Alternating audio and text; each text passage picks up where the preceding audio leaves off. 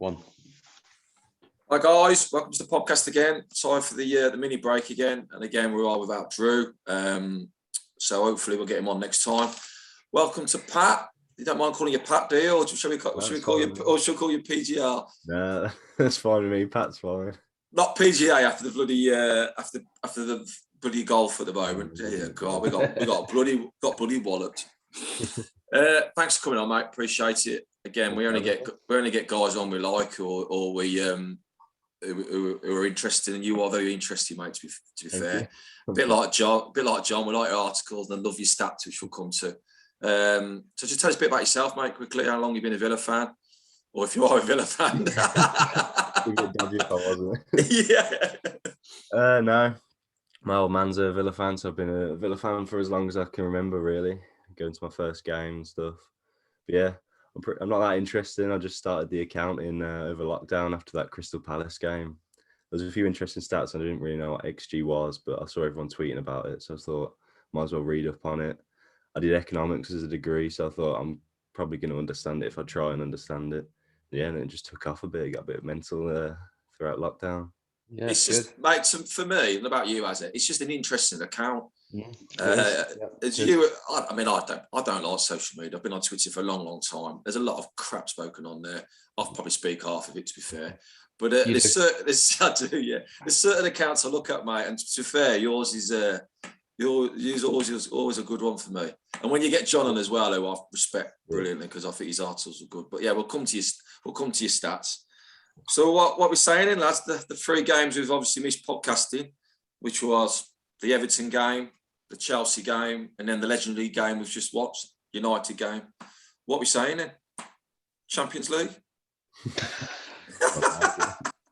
I think you know, it's been a nice little run, hasn't it? You know, it's been a nice little run, and I think the Everton game showed what we're about and what we can do, what we can be, and how we can look, you know, at our very best.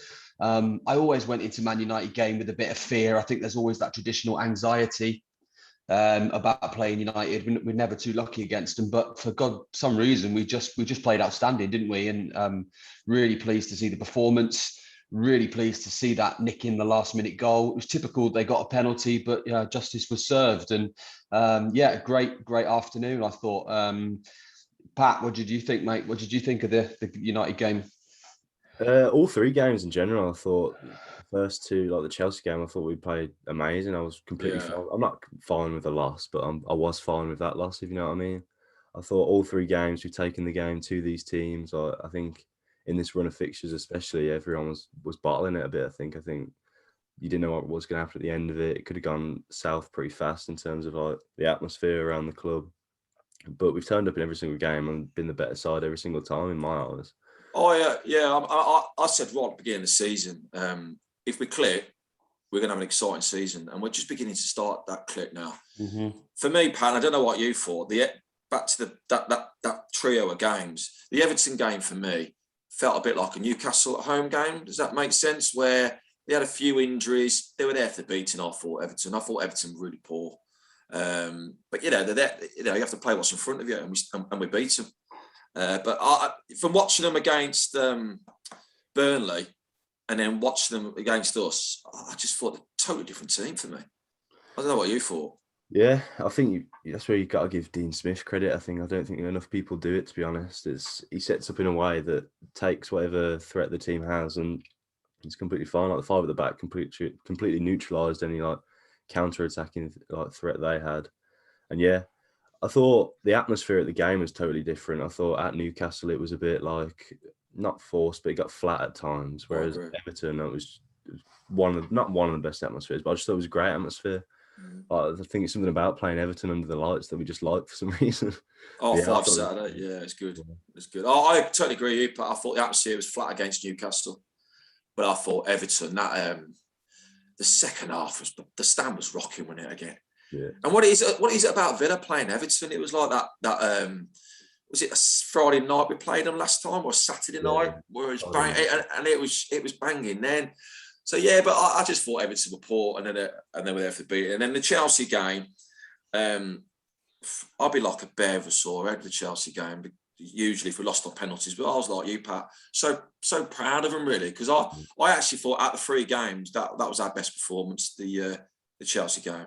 The only thing for me, and I don't know what you two think, is I couldn't understand why he didn't put Ings or Watkins on the bench, because I thought we would have beaten them then. Yeah, I think you're right. I think with Ings and Watkins, we may have had a chance to nick that goal there somewhere. To rest both of them, I thought was a bit bonkers. But lovely to see Cameron playing, getting some game time. What a player he is. I mean, we talk about the academy boys for so many months now, haven't we, T? And what we've got coming up through the ranks. And Archer really goes a little bit amiss and has gone quite amiss in recent months. And all of a sudden he's popped his head up out the parrot and he's absolutely smashing it. And he's taken the Premier League by storm, first team football by storm. So that's really important. I think just thinking back to the Everton game, they're the teams. Everton is a team that we need to be beating, because ultimately, come the end of the season, that's the team that we're going to be hovering around with, isn't it? In that kind of 6th, 7th, 8th position. So to beat them so convincingly like we did, I think was great. But yeah, I totally agree. I thought Chelsea performance was fantastic. Everton performance, second half particularly, was fantastic. We're a little bit poor in the first half. There was a few things I thought, we could be much better with that. But playing these 3 at the back with the 2 flanks is really giving Matty Cash and Matty Targett this freedom to go and do their thing. And I think that's special for us, because Matty Cash has almost tripled himself in player, quality over the 3 games. He's quality. Kashki, as we call him now. Yeah, what a player he has been the last 3 games, given that kind of right flank, right wing back kind of role. He's really, really progressed. So I'm excited to see how we play and how we set up again with that formation against other teams. What do you think, Pat, the impact the new players have had? I mean, I'll give my thoughts in a bit about it, but what do you think like Bailey's impact had so far and the players we've brought in? Bailey especially, I think he's just got that star quality. Like, we're not over reliant on him, obviously, because we've had good performances without him. But for me, every time he gets on the pitch, it's just a step above, if that makes sense. Like, just the way he drifts past players, his quality of delivery, obviously his finish. There was something about, I was at the game at Everton, I knew as soon as Ings played that pass, like, I had full confidence that he was going to control it, like, with his head and just smash it in. Like, it's just the faith that these type of players instill in you. Yeah. It's also like the fear of the unknown, sort of. Like, you don't know what's going to happen when he starts every single game and is playing like at least 80 minutes a game. If he's doing that in 20 minutes, 27 minutes, whatever it is, it's just really exciting, to be honest. Yeah. It is. It's explosive, isn't it? I think that, because not really any of the, okay, Ings is had off. Is it 2 assists? You tell me, stat man. Is it 2 and 2? So it's only they're not all play together yet, and that's the exciting unknown, isn't it? Imagine when they all play together. But how do we get them into the system then, Pat? How do we get them into this 5-3-2 we're playing? Recently, not the first game they played in the 3-5-2, but recently Ings has been dropping a bit deeper. If you look at his like heat map, and I think he against Chelsea, that was the first 5 at the back one, the league game, 3-0. He had like 14 touches and just wasn't involved at all. But Watkins was. I thought Watkins had one of his best games this season against Chelsea. But against in the other 2 games, or the latest games, Ings has been like dropping into that number 10 like role, getting on the ball more. I think he had 40 touches the other day. Obviously got the assist for Bailey. So I think as they grow, like Watkins, and play together and train together a bit more frequently, I think it's just the goals will come. Is that how you see it? Is that how you see it working then, Pat, long term? Do you think Watkins at the top in that kind of spear, and then Ings just sat behind him playing in that free role? See, Pat, I mean, you tell me if I'm wrong at the moment. I just don't think they're working the 2 up the front at the moment. But that doesn't matter, because teams seems to be concerned about the 2 up front, and then our 2 fullbacks are bombing on, and the midfield is combining. So at the moment, it's working. But for me, that top 2, for some reason, it's just not clicking. Again, you tell me if I'm wrong with the stats. Does that prove it's not working at the moment, or?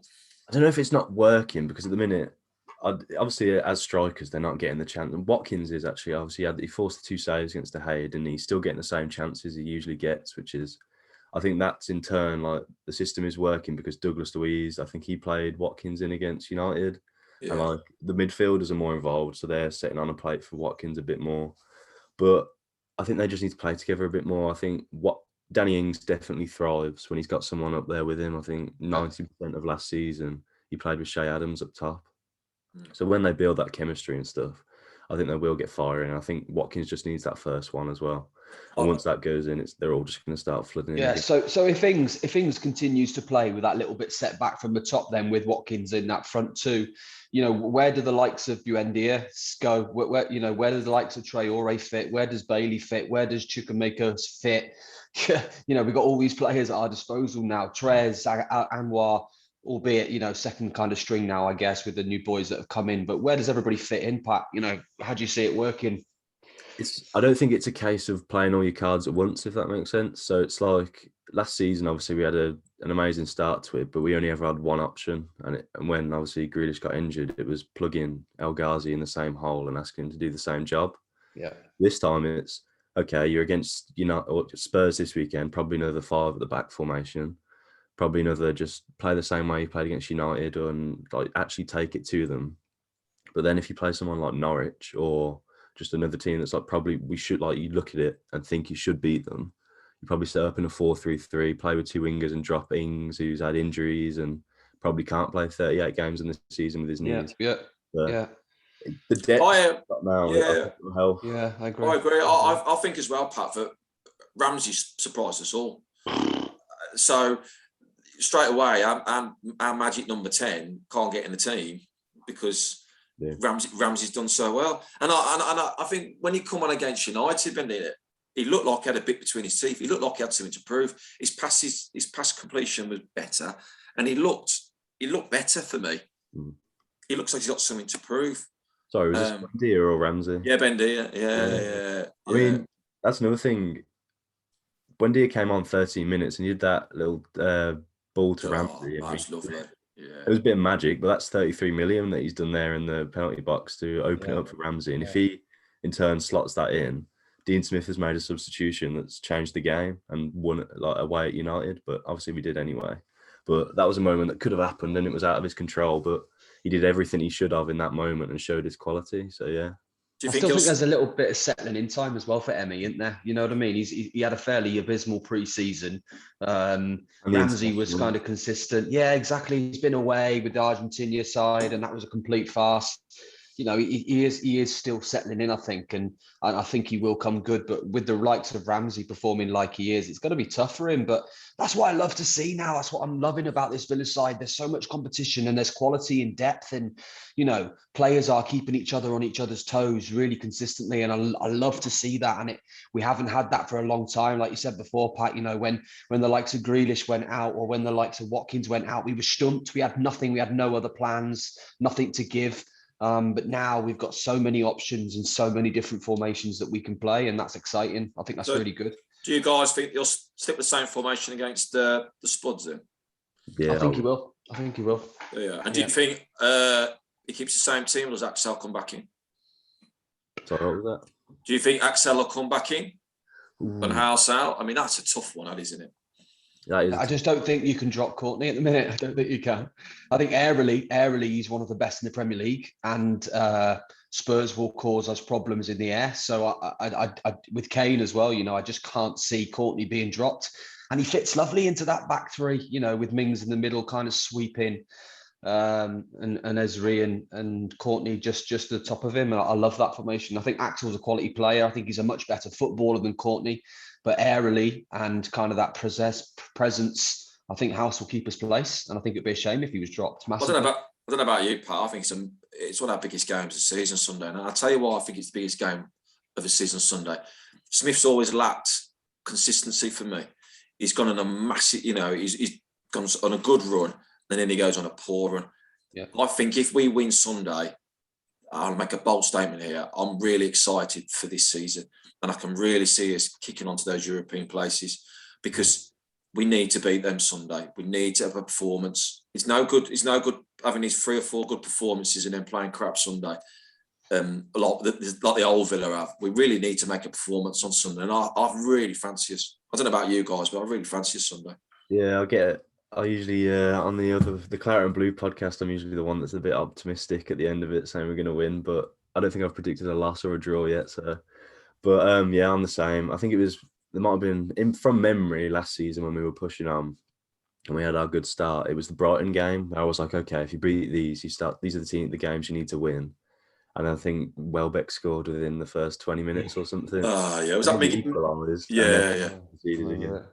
Did So we play a high? Did we play a high line pat or something? yeah, Was they it just got Mings? we were way too high. Yeah, but yeah, these are the games where if you beat them on the weekend, when it's probably one of the best times to play them, even though they're like due a result and Kane's due a goal and he loves one against us.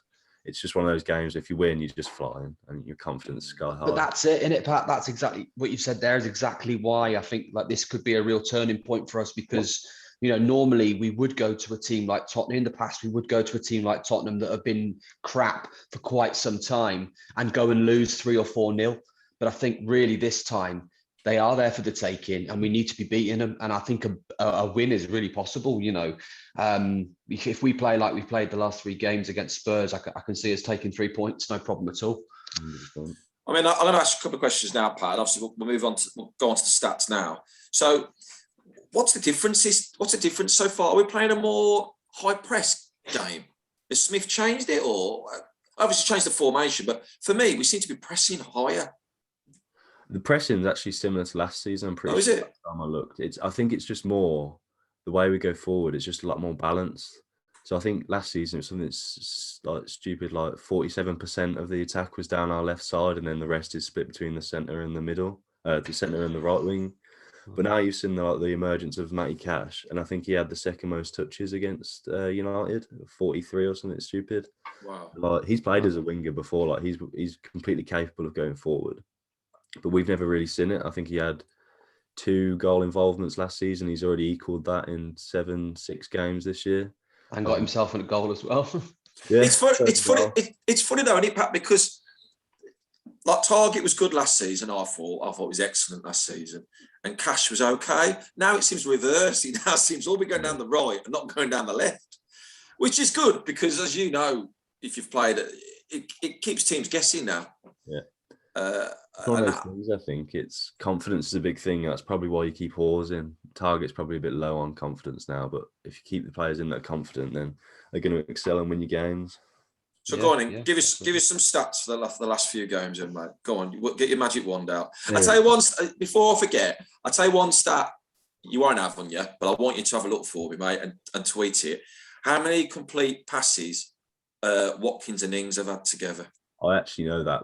Oh, that's impressive. There we go. I've actually researched this. I'll put it in a report. It was before this game, so they might have had a bit more against United. But before that, I think it was 1 or 2 link-ups in one game. One time, Watkins didn't make a pass to Ings, and it's literally maximum 4 they've connected with each other. See, that's quite poor, isn't it? Yeah, maximum. I'd say 4. I think the most was 2 in a game. So why then, Pat? So why then? Let me throw a absolutely amazing. Yeah, if that statistic is as it is, which as T says is pretty poor in my books, why is it seemingly clicking at the front? Why is it working for us attacking wise? Why do we look terrifying when we go forward? And they're not connecting. Yeah, they're doing the dirty work. They're Ings is I think he's second in the league for attacking third pressures, and you all know like Watkins does the exact same thing. They're literally hounding the opposition like relentlessly, dragging them here, dragging them there. It's creating space that Louise, McGinn, and Ramsey now have like the freedom to go and operate in now because they don't have like so many defensive responsibilities. There's 3 centre halves and the wing backs. They're just going to launch themselves into whatever is like thrown their way and just deal with anything. So do you imagine when Bendini is up to fully speed? So for argument's sake, he replaces Ramsey because wasn't he in the Championship the highest stats for pressing himself? Yeah, he led Norwich like tackles as well. Like, so what? Yeah. So what you've just said there, Pat, with the full speed number 10 and those 2 with Ings with stats they are, we're going to be a force. Yeah, I don't think the opposition can get a minute's rest, to be honest. I think that's always what Dean Smith's wanted. He's wanted this first line of attack, which before it was just Watkins doing it.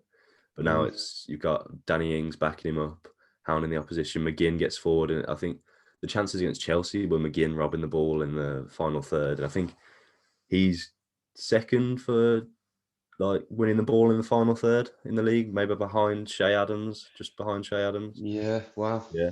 So on the reverse of that, then, Pat, have we got any stats which are negative? For a while, Maybe a negative guy. for a while, it was the non-penalty XG. So the first 3 games, we didn't have above 0.8, and then in the Chelsea game, Watkins had 0.8 XG, non-penalty XG on his own. So it shows how dangerous he was and on the impact he's coming to, and the effect that he's had that maybe wasn't working without him is Villa progressed the ball at like 2 meters per second of the pitch, which is passing and like dribbling with it. And it's like that kind of speed and that momentum. You need Watkins in the team because he holds the ball up better than Ings does. Like brings other people into play. And I don't think it's a shock that the results have improved when Watkins has got back in the team. Yeah. So another question for you then, Pat. So yeah, me too. I'm loving these stats. So last year, you know, we had a few select players that covered a hell of a lot of ground. So John, Watkins, a few others covered a hell of a lot of ground. Are we still covering the same amount of ground, or are we covering more ground and more players covering more ground now? The actual like distance covered is like something clubs pay like millions of pounds for, and you can't get access to it.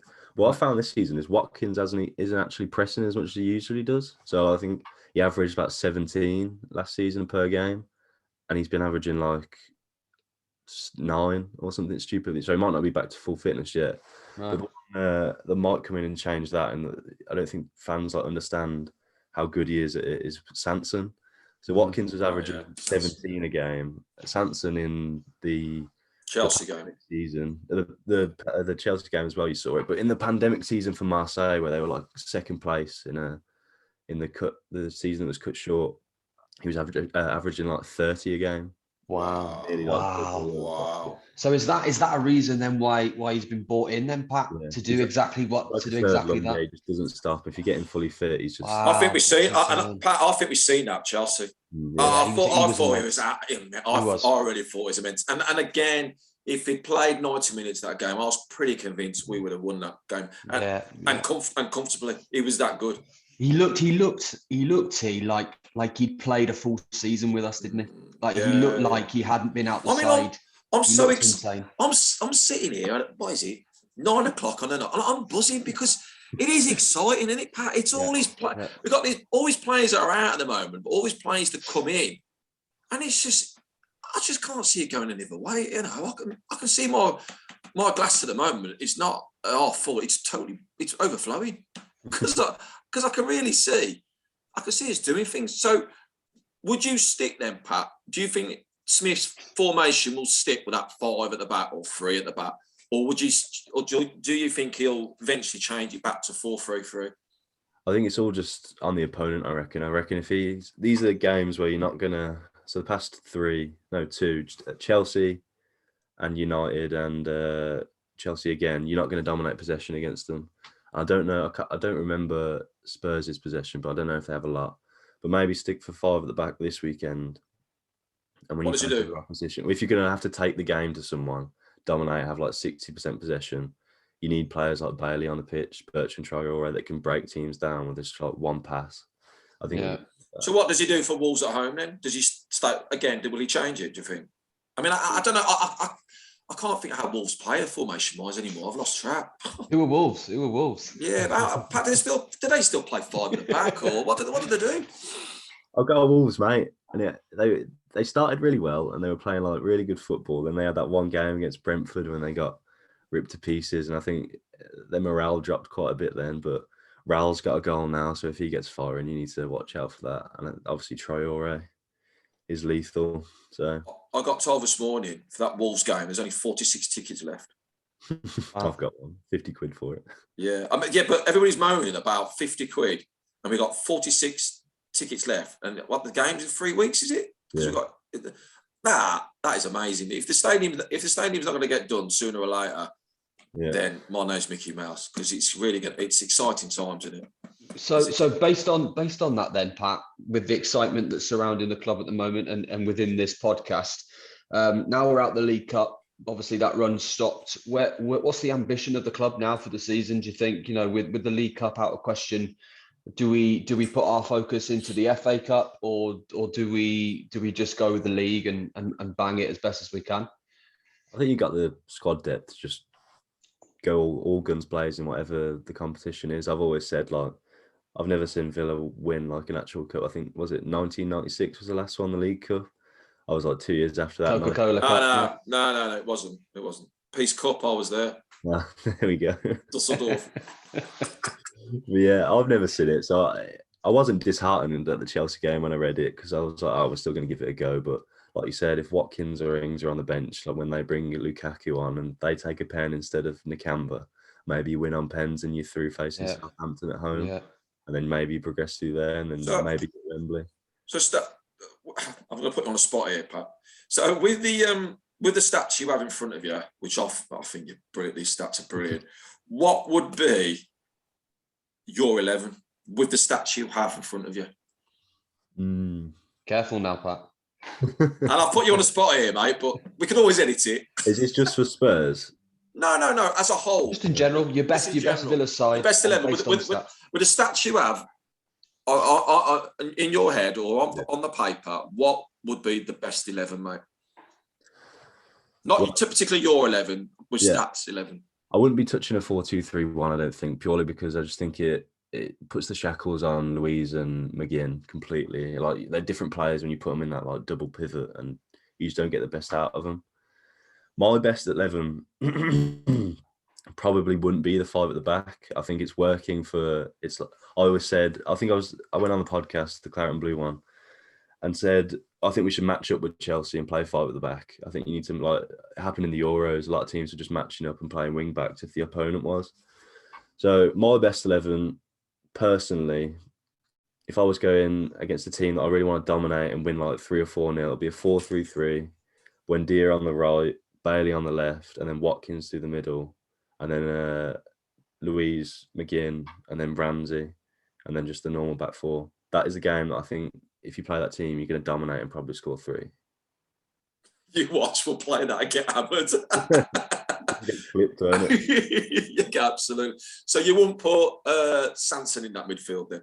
I think it's just, obviously, I watched the first half of Chelsea. I was there, and it was. He looked amazing, like the way he's picking the ball up and bringing it forward. He looked assured on the ball.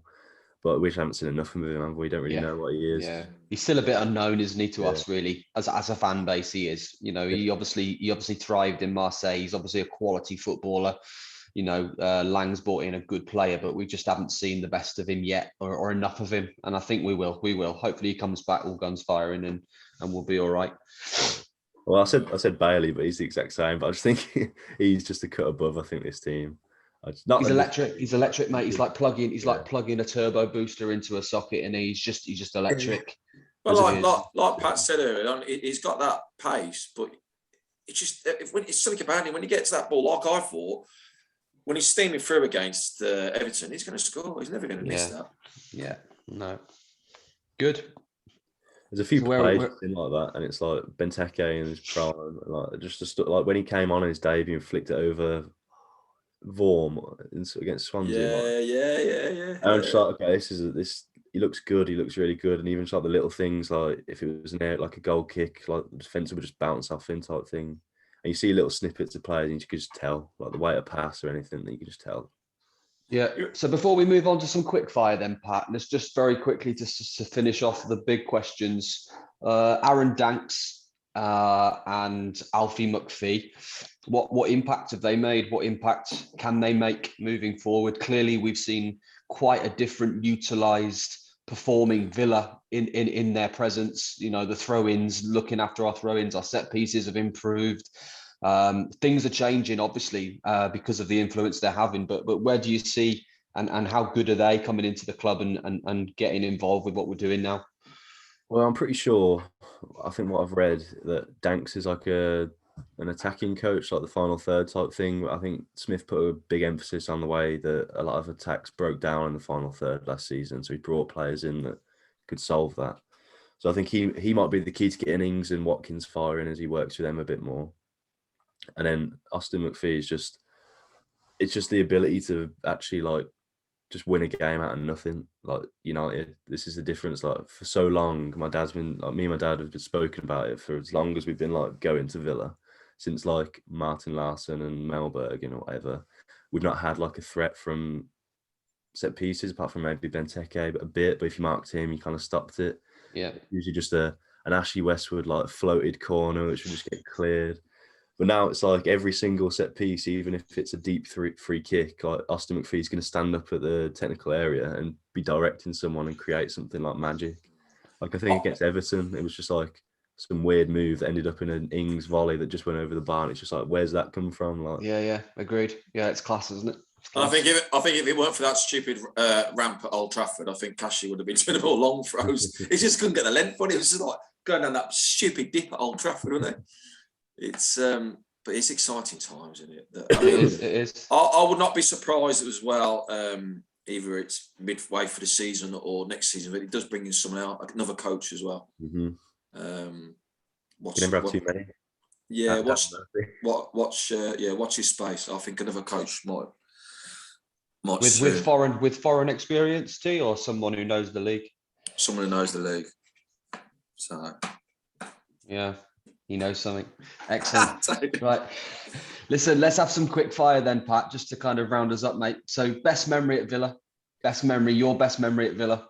Oh, there's a few of them. I'd probably say off the top of my head, the 4-2 against Blues was good. Because after that, I took my sister's boyfriend at the time and he told me that he was going to propose to her at that game after he won. He was absolutely leathered and I was the first one he told. Like, he hadn't even asked my dad or anything. They're still together?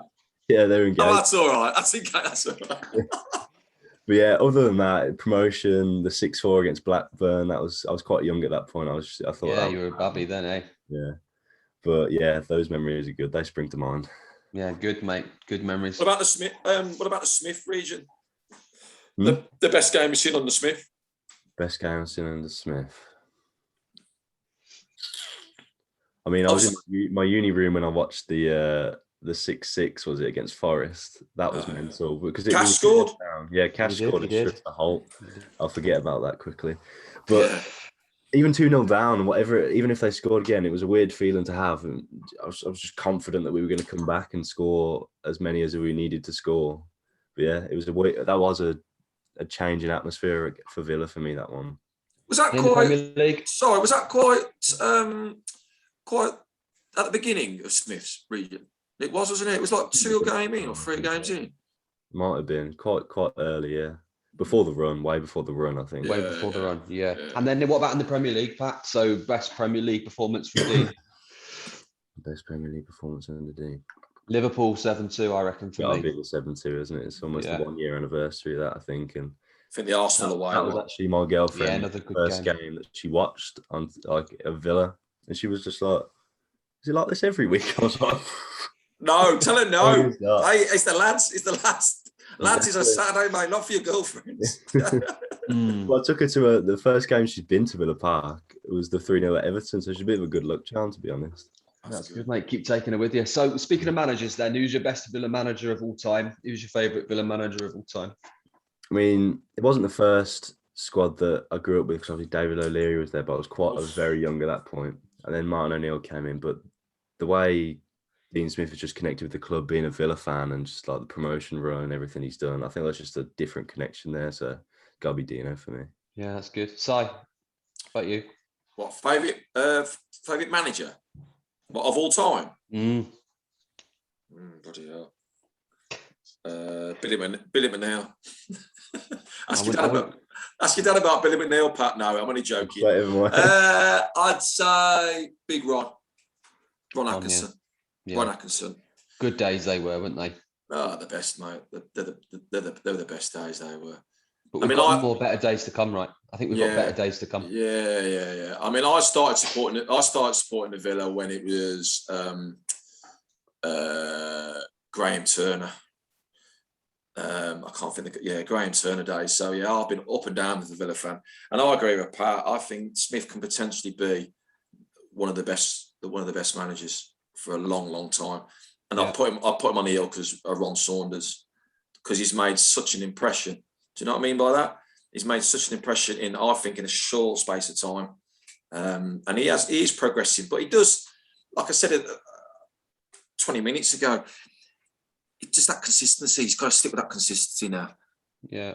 And then we're on a crest of a wave, aren't we? Yeah, a consistent Dean Smith is up there with the very best, isn't it? You know, but you're right. He does have to find that consistency, and yeah. And I think people forget as well, listening to this podcast, that it was his decision. You know, on some of these guys he's brought in and the backroom staff, bold decisions they are. Very bold decisions. You know, Richard Kelly and John Terry, they could have stayed, I think. They could have stayed. In fact, John Terry could have stayed. But he said to them, you know, look, just go, just move on, and I'll bring my own guys in. And that's brave, that is. Yeah. Don't you think, Pat? It's brave.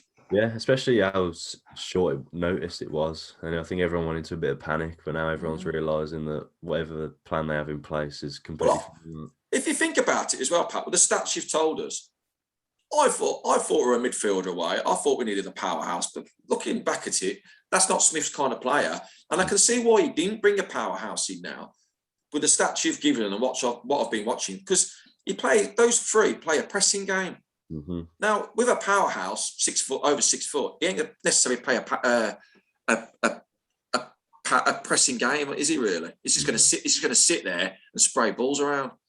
Yeah, I was speaking to John saying, John said that Smith's always liked like a number 6. Play around and just like can do a defensive role, but isn't like the main objective.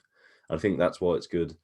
They've got this back 3 now, because obviously when you task Douglas Luiz with doing a really big defensive role, he starts to make mistakes, kicks out of it, and then obviously get like the penalty incidents and stuff. So if you take the responsibility away from him, not completely, but a large proportion of it, and you can just go and thrive and go forward. Yeah, I agree. Really, Axel, he's playing that further forward, isn't he? He's not, sorry. Axel's really playing as a defensive midfielder. Totally. I think so, and it's that option, isn't it, to kind of come in and support Dougie, and exactly like Pat says, give Dougie that freedom to not do them defensive duties, but to do all the other great things that he's good at. You know, because he's quite a dynamic 6, isn't he, Dougie? You know, we see what he does in the Brazil squad. He's defensive when he needs to be, but my God, he can pick a pass out. My God, he can take a shot. My God, he can, do all these wonderful things in an attacking, offensive sense. So for sure, I think that's the beautiful thing about Axel. We haven't even spoken about him really tonight, but that's the versatility and adaptability that we have with Axel, and I'm bloody great to see him back at the club, because I think he offers us something very different in a variation of different positions as and when we need it. And I'll be absolutely amazed we don't sign Axel. He's in my books. It's done, mate. It's got to be done. He's got to stay. So Pat, let's on the closure, and we ask all our guests this. Put yourself. Gonna put you on it, mate. What position then? What position? What? We're finishing. I always said after the transfer window, and everyone knows what happened, I'd take the same position again, like 11th, 10th. But now I think, like you said, if you start stringing the games together now, I think you're pushing it. You're pushing for European places, 7th, 6th, because there are teams that are lagging a bit. I feel like West Ham are going to drop off because they've got so many games coming up. I think they're still in the League Cup. They've got the FA Cup and Europa. Like, the squad's not that big. I think they might begin to drop off at the second half. Everton, beatable, as we've seen. Leeds started really poorly. I think it's there to be taken now. I think Brighton have stepped up a bit, but I don't know if that lasts. But obviously, they're probably saying the same about us. Don't know if our form lasts. We dropped off last season. So, we have the players now, though. We have the squad. Yeah. Different gravy, aren't we? Yeah. And we fell short last season. I thought we faded off a bit. I really thought we could have pushed on for Europe. This season, we do look a different beast. And like with the three of us just been saying, with all these players who are missing, have got to come in yet, and like Pat says, the stats and the formation change, it can only be positive.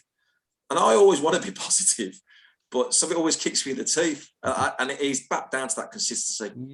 Yeah, and I think we have to be realistic, and we're going to have a few more dips before the end of the season. It's going to happen. We're still very much a learning young side. but those mistakes and those dips and those bad performances will become more and more far and few between. And I think that's what we need to start seeing is this, every team can have an off day and we have to accept that. But I think we'll see much better days than none, to be fair, moving forward. And we've got that option now. We've got that kind of depth in numbers to be able to play very different ways as and when the opposition require us to do so. So I'm ecstatic. I'm buzzing. I'm ready for this weekend. Do you know, both of you, right? I'm that sad, right? You'll laugh at this, Pat. I am that sad. I've looked at the final for the Papa John Trophy of April the 3rd. I get excited to watch it. I like. Yeah, well, we're playing Burton Albion just up the road from here on Tuesday at 7:00, and I was that sad. I've looked at the final, the Papa John final on April the 3rd, because I think we could win it. Weather starts getting nice then as well. Well, that's it. Yeah, it'd be brilliant. Cracking day out of Wembley with pizza in your hand, innit? Yeah. But I actually think we could win it because why not? The youth's looking brilliant as well now, isn't it? Oh, mate, the youth is another whole new other podcast to talk about the youth. I'm loving everything about them at the minute. Last night's game against Stoke, what a game, 8-0. Look at the players playing, and the beautiful thing is that there were 4 or 5 players who were playing last night that are clearly heavily involved with first team. You got any stats for the kid? You got any stats for the kids? Yeah, Pat? throw some at us. People need to start complaining to Villa, I reckon, because there's not enough coverage of it. Like, you couldn't watch the game last night. I can't get any stats on them unless I go like paying mega money for it. It's not really, and even then, it's not consistent, and it's just quite difficult to get anything on it. I think in the Papa John's one, I can get some stats on it. So Philogene Badace was unreal against him, wasn't he? But yeah, I think Perslow said, like, if you've got 22-year-olds in your under 23 side, you're doing something wrong. And this is what I got pelters for. This is what I was saying. I was absolutely flabbergasted about under 23s. They were that poor because we had that many poor players in there. Now we've shifted them all out, and we've got kids in there. And this is what it should be. It should be development. Mm-hmm. Not putting guys in there just for the sake of putting guys in there. I haven't got enough fingers on my hands to say how excited I am about the number of players. You've got Thorndike, Tim IG, Feeney, Bo Caleb, Feeney, Josh Feeney, Swinkles, Kessler, mate, Riven. They're just so many players in that team that are just insane, and I'm so excited about. They're raving about that kid as well. Is it Goodridge? Goodridge, yeah. Yeah, they're raving about him now. So, it's brilliant, isn't it? And that guy from Bournemouth we got as well. The winger. I mean, he's absolutely tearing it up, and so he'll be a step up on the under 23 soon. But yeah. April the 3rd, Wembley Stadium, Papa John's final. You've heard it first. Just quickly, Pat. What's happening to Shashpoke or Shushpoke, the guy we got from Norwich? Yeah. Injured. Always injured, isn't he? I was hoping to see more of him, but he seems to be injured all the time. He's another good player up there, who could be well and truly mixing in with those young boys at the minute. So yeah, it's exciting. The future is bright. The future is claret and blue, isn't it? 100%. So anyway, position. What do we say? Position. Pat? I'm going to go 7-8. 7th. And where did West Ham come last season again? They were 7th. 7th. Just there we are. Didn't they? I'm going 7th. I've totally changed my podcasting. I've totally turned it. I'm saying 7th. So Pat 7th. I'm saying 7th. As you're saying, I'm going to go 8. Brilliant. There we are. Go 8. What enjoyable podcast, mate. Really brilliant. Lovely to have you on, Patty. Thanks very much. Can you come on again, Pat? Give me some stats. Anytime. Brilliant, mate. Really. And listen, guys, like us, subscribe, get involved, keep following us. We've got more content coming as well. And we look forward to seeing you again next time up the Villa. Thanks for coming on, Pat. See you later. Cheers, folks. All good.